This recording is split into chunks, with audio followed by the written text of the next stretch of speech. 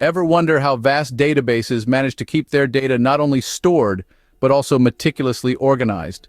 In the world of databases, the magic begins with understanding the relationships between tables. Imagine each table as a book in a vast library.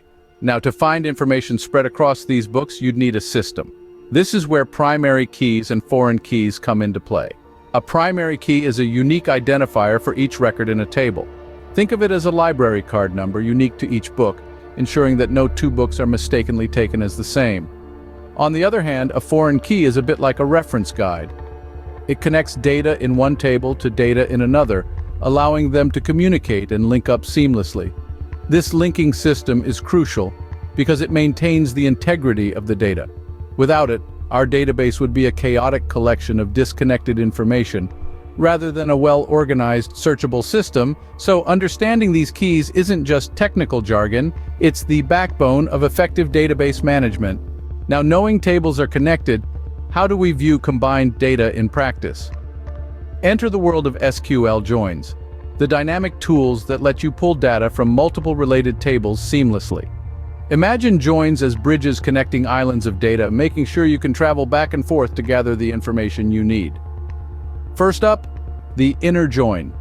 This is your go-to when you need to match rows from two tables where the join condition is met. It's like having a party where only mutual friends are invited, everyone knows someone. Next, we have the left join. It includes all records from the left table and the matched records from the right. If there's no match, the result is still returned, but with null values for the right side. Picture inviting friends over, and they can bring someone along if they like. Moving on to the right join, it's just the opposite of the left. It favors the right table. And finally, the full outer join. This one doesn't play favorites. It invites everyone from both tables, matched or not, ensuring no data is left behind. Selecting the right type of join is crucial. It determines what data you see and how you see it. Let's put theory into action and see how these joins work in real SQL queries. Imagine you run a bustling New York bistro and you've got two main tables in your database: customers and orders. Each customer has a unique ID, and every order links back to the customer who made it through this ID. This is where the magic of the inner join comes in. By using an inner join on the customer ID, you can fetch a complete view of who ordered what. It's like making sure every dish finds its way to the right table. Now let's say you want to check on potential customers who haven't ordered yet.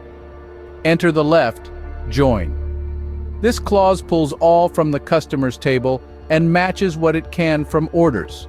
Those without orders, they still show up, patiently waiting on your list. And that's just scratching the surface. With each type of join, you open up new possibilities for managing and understanding your data.